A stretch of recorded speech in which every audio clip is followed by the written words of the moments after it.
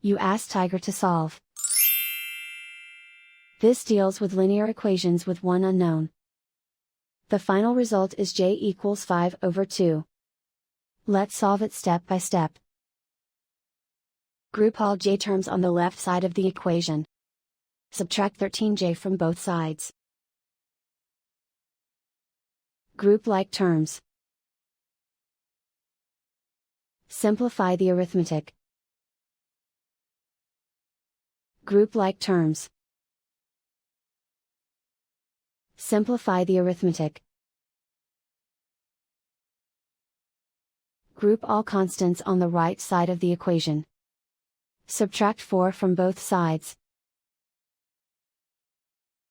Simplify the arithmetic.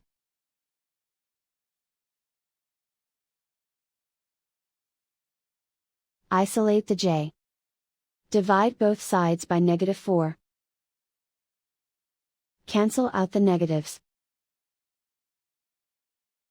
Simplify the fraction. Cancel out the negatives. Find the greatest common factor of the numerator and denominator. Factor out and cancel the greatest common factor. And so the final result is j equals 5/2.